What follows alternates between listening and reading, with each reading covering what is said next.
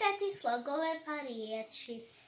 Pa da počnemo. Ti, mi, vi, mu, me, ve, že, žu, ši, še, ni, na, ne, su, du, di, de, do, da, ja, je, joj, je, ma, na, de, do, ka, še, sa, ma, na, de, do, žena, ja, je,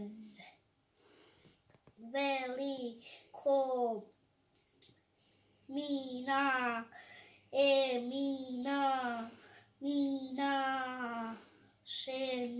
šemsa, nena, sunce,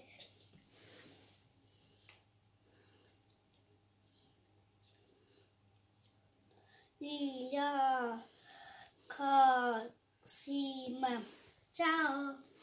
A gdje sad da vidim kako ste pisala?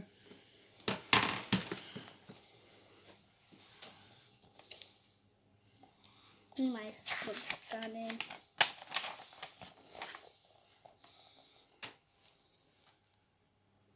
Dobro, ćao. Ćao!